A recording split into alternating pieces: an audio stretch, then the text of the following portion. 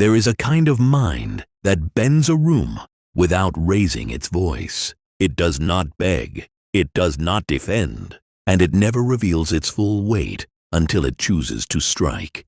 When such a mind is present, others measure their words, lower their tone, and question their own certainty. This is not luck nor talent. It is architecture. Machiavelli knew that the most feared weapon is not a sword, but a mind trained to be cold, deliberate, and unshakable. If you want to silence arrogance, dismantle resistance, and command loyalty without asking for it, then study these principles, build this mind, and watch the world reframe itself around you. And if you intend to master every layer of that architecture, stay close, subscribe now. Not for noise, but for strategies that will make your mind the one they fear. Before you speak, to build a mind so ruthless it can silence entire rooms, you must begin with control over presence itself. Some rooms do not shift because of charm, wealth, or rank. They shift because a single mind inside them has been built to dominate without display. In such moments, power is not loud, and it is never rushed. It exists in stillness, in timing, in the quiet certainty that the mind in control will decide when the room moves, and when it stops. You walk in, and you do not chase attention. You bend it. A ruthless mind doesn't demand the spotlight. It forces the room to adjust to its pace. Every glance, every pause, every unspoken decision turns the air heavier. This is not performance. This is construction. You have built yourself to feed on information before giving any away, to let others reveal themselves before you commit a single move. The weakness of others is that they cannot tolerate stillness. They confuse motion with progress, noise with influence, and explanation with safety. You know better. You let the silence expand until it becomes a mirror, showing them their own insecurity. Machiavelli wrote that power often comes not from action, but from making others anticipate your next move. In this anticipation, you control their rhythm without lifting a hand. When you master this, you no longer enter rooms as an equal participant. You enter as the silent architect of the interaction. They speak first, giving you the blueprint of their mind, the subtle shift in tone when they feel challenged, the flicker in their eyes when they lie, the slight rush in their words when they try to impress you. Each sign is a weakness waiting to be used. Most people cannot sit through this process. They break the stillness to prove themselves, and in doing so, they prove your control. This is why the ruthless mind is feared. It makes others act before they are ready, just to escape the discomfort you have engineered. Your silence is not the absence of words. It is the presence of a threat they cannot name. The tactic is called the calculated silence. You do not withdraw from the game. You make the others play it longer than they can endure. You measure their patience, their composure, their ability to think under pressure. And when you decide the moment has reached its breaking point, you speak, not to join the noise, but to cut through it with precision. The effect is surgical. The first words after silence carry more weight than 1,000 spoken too soon. The ruthless mind knows this. The one who forces others to reveal themselves first wins without showing a weapon. And when you hold that kind of presence, you don't need to demand attention. The room gives it to you willingly, afraid of what might happen if they don't. To build a mind capable of bending rooms, the first execution must be internal. The killing of softness. No mind can hold command if its thoughts collapse under weight. Power does not come from what is said aloud, but from the unseen structure of thought that never bends to make others comfortable. The ruthless mind begins with a kill, the killing of softness. You strip away the instinct to protect feelings at the expense of truth. You remove the warm filters that make reality appear gentler than it is. A room will never respect you if your thinking sways to avoid discomfort. Ruthlessness is not cruelty for its own sake. It is the refusal to allow comfort to dilute judgment. It is thought forged in pressure, sharpened by rejection, and made unshakable by discipline. The weak think with their emotions. They distort reality so they can keep friends, avoid conflict, or maintain illusions of safety. But every layer of emotional cushioning turns the mind softer, slower, and easier to influence. You do not engage in this self-deception. You train your mind to look directly at the truth, even when it is hostile. You examine people as they are, not as they pretend to be.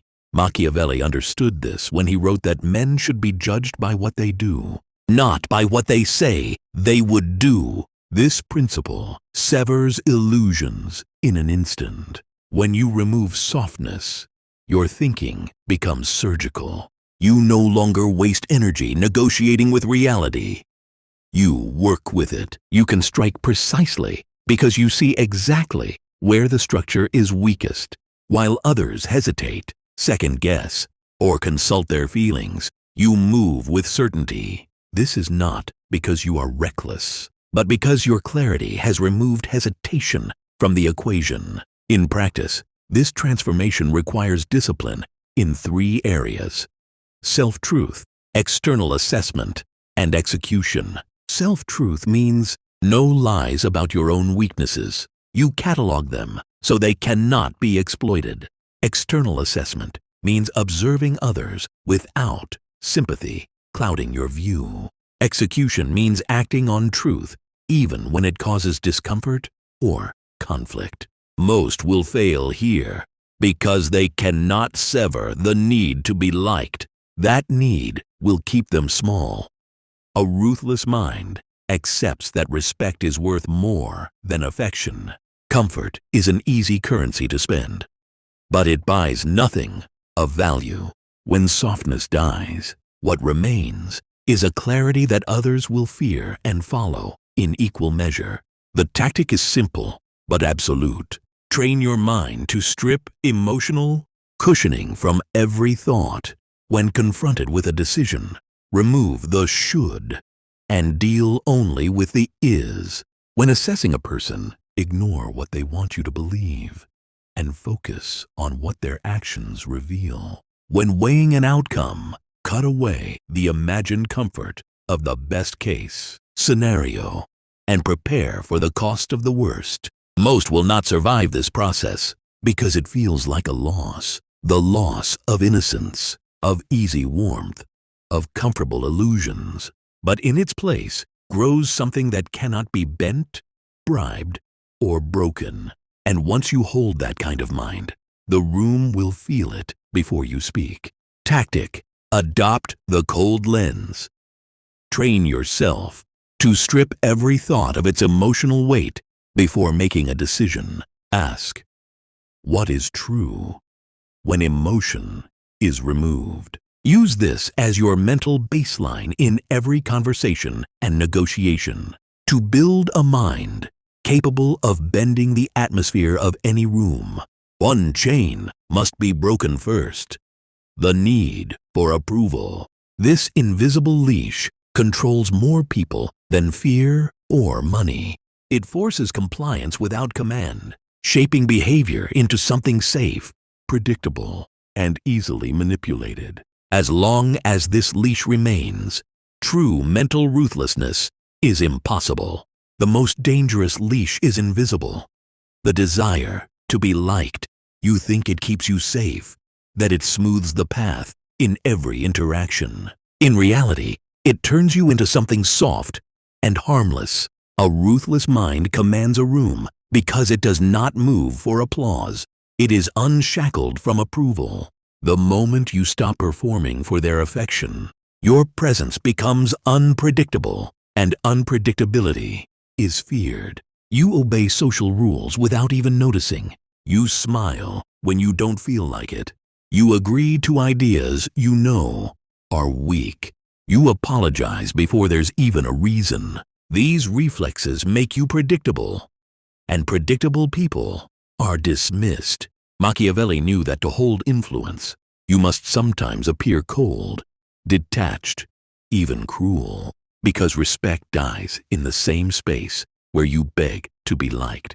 Your willingness to deny warmth becomes its own form of power. Breaking the need to be liked is not about being abrasive. It is about reclaiming control over your emotional output. You learn to let silence answer where flattery once lived. You train your face to reveal nothing unless you choose it. You measure your words not by how they will be received, but by whether they serve your position. This unnerves people because their comfort once depended on your compliance. Now, they are forced to earn what you once gave freely. Tactic: practice the approval fast. Deliberately withhold smiles, praise, and unnecessary agreement for weeks. Let people feel the absence of your validation. The scarcity of your approval will make it more powerful than constant friendliness ever could. A ruthless mind is built on the ability to see without being seen. In any group, the majority speak to assert themselves, believing that words will establish dominance. But the more they speak, the more they bleed information. Those who rush to fill the air expose their intentions, their insecurities, and their alliances. The one who speaks the least appears passive, but is, in truth, mapping the terrain of the battlefield. You build such a mind by teaching yourself to enter a room as a predator, not a participant. You resist the reflex to engage immediately. Instead, you let the noise wash over you while you measure it. Every laugh, every whisper, every glance becomes data. You note the man who interrupts too quickly, revealing his insecurity. You register the pause before an answer, betraying a hidden motive. While others fight to be heard, you position yourself to be certain before you act. Observation is not passive. It is active dissection. You are not listening to understand. You are listening to exploit. You watch for the patterns people don't realize they show. The tone they use with a superior versus a subordinate. The name they avoid mentioning. The momentary tightening of the jaw when a certain subject arises. Machiavelli wrote that the first method for estimating the intelligence of a ruler is to look at the men he has around him. The same applies here. Their choice of allies, their proximity to certain people, and their casual dismissals tell you more than direct questions ever could. Most will underestimate you if you remain quiet. They will mistake stillness for irrelevance. This is the camouflage you need. The longer you withhold your voice, the more they reveal in the vacuum. And when you finally speak, it will be with the precision of someone who already knows where the cracks are. You will not waste energy probing for weakness. You will speak directly into it. To command a room through observation, you must practice the predator's stillness. Enter spaces with a deliberate intent to gather intelligence before you make yourself known. Let others perform while you watch from the shadows. Do not react to provocation and never reveal the moment you've understood the hierarchy. The one who knows the unspoken structure of the room before moving gains a permanent advantage over those still guessing. When you master this, you will realize the truth. Words can only strike when they are aimed with knowledge, and knowledge is only gained by resisting the urge to speak. The ruthless mind waits, watches, and then delivers a single strike that renders all further discussion irrelevant. A ruthless mind is not swayed by the shifting moods of a crowd. In every group, there are those who react and those who dictate. The reactive follow the pulse of the room. Their tone rises when others are loud. Their tension grows when others grow tense. The dictators of mood remain untouched. They do not absorb the energy around them. They radiate their own, and the room bends to it. You build such a mind by understanding that emotion is not only felt, it is transmitted. People are highly suggestible to the emotional tone of those they subconsciously see as dominant. If you walk in agitated, they will feel agitation. If you walk in calm, their restlessness will fade. Most never realize they are being calibrated by another person's presence, but they are. This is why you cannot afford to be a mirror. A mirror reflects the room's energy and is always at the mercy of it. The ruthless mind is not a mirror. It is the source. Control begins with a decision. Before entering any space, you select the emotional state you will hold, and you hold it with precision. This is the emotional anchor. You do not let a sharp comment make you sharp, nor a nervous laugh make you laugh. Machiavelli understood that the one who adapts his conduct to the times will prosper. But adaptation does not mean surrender. It means bending the times to suit your advantage. And that begins with bending the emotional climate. When you control the temperature, you control the flow of conversation. Lower the heat, and people hesitate before speaking. Raise the intensity, and they rush their words, exposing more than they intend. The power lies in remaining untouched, while others are subtly forced to match you. It is invisible influence, no command given, yet obedience achieved. This control also serves as a test. Those with weak centers will align to your temperature without realizing it. Those with strong centers will resist.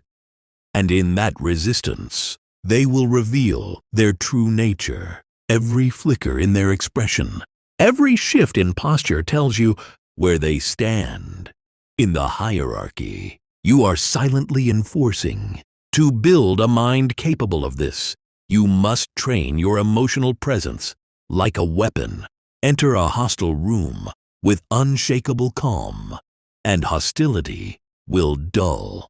Enter a disorganized room with controlled focus, and chaos will settle.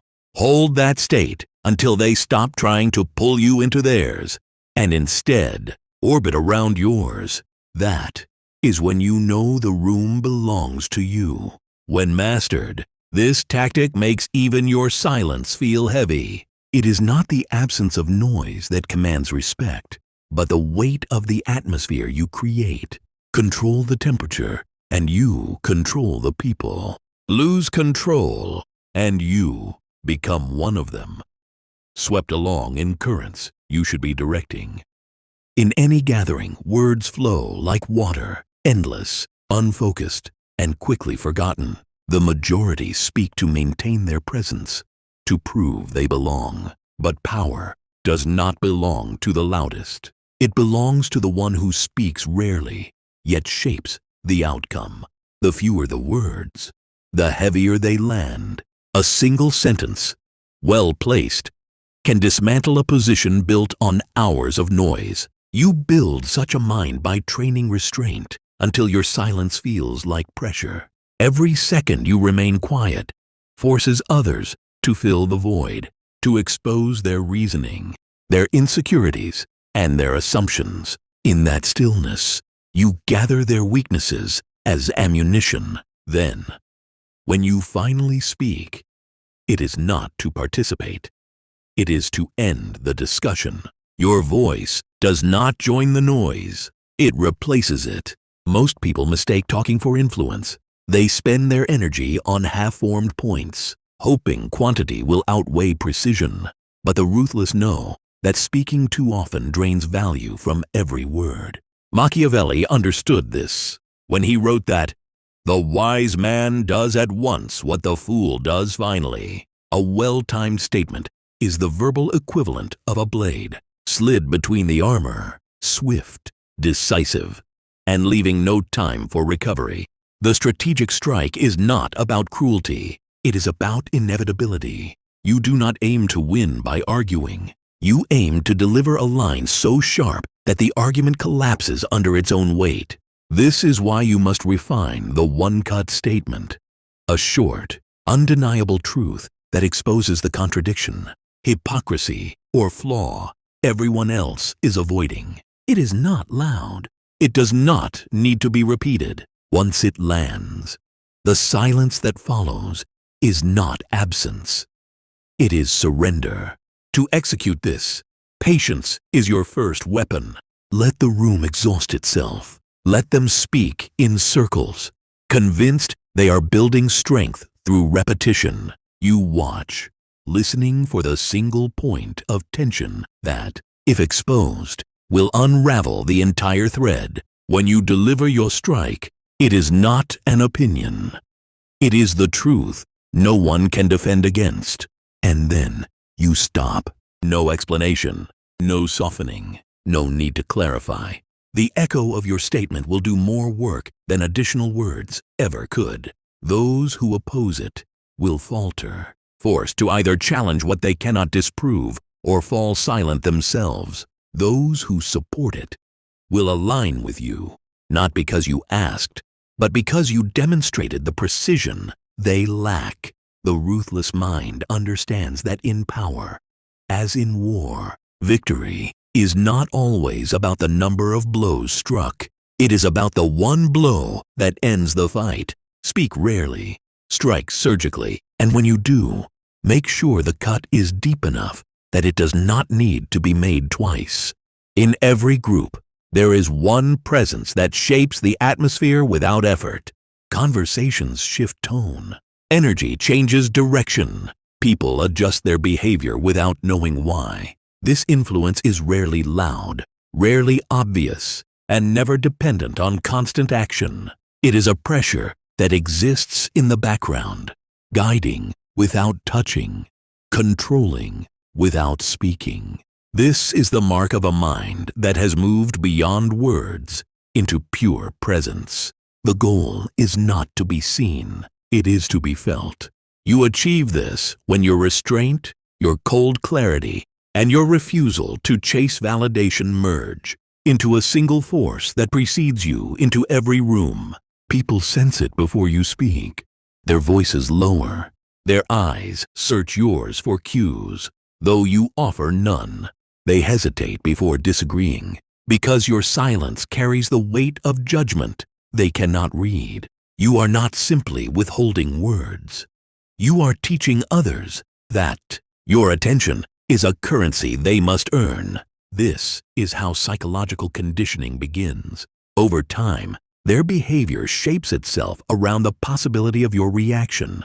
And because you remain unpredictable, the tension never leaves. Machiavelli observed that men are driven by two principal impulses, either by love or by fear. When both are uncertain in your presence, they submit to caution. To build this shadow, you must master absence as well as presence. Stay long enough to leave an imprint, but depart before the moment fades. Let them notice when you are gone. Let them feel the vacuum you create. In that emptiness, they will imagine your judgment, your approval, or your disapproval, and their imagination will work harder than your words ever could. Every move must appear deliberate. Speak rarely, but when you do, speak in precision strikes. Sit with stillness while others shift and fidget. Maintain an expression they cannot easily read. Avoid the cheap comfort of explaining your silence. Let it be a puzzle they cannot solve. Over time, this ambiguity becomes a form of control because people will begin to measure themselves against your unseen standard. This is the unseen command. It is influence that survives, even when you are not in the room. Your name will be mentioned in your absence. Decisions will be altered because someone imagines what you might think. You will have shifted from a participant to a reference point, from a person in the crowd to the silent axis around which the crowd turns. The ruthless mind does not fight for attention because it understands that the most powerful position is not the center of the spotlight. It is the shadow just beyond it. That is where mystery lives. That is where control grows. And when they can no longer separate their own thoughts from the possibility of yours, you will know you have become more than a presence. You have become the air they breathe and the silence they cannot escape. And if you want more of these hidden strategies, the kind that strip away illusions and give you the tools to command without being seen, stay with me. Subscribe, and each word you hear will sharpen the mind. You're building into something they will never forget. And never stop feeling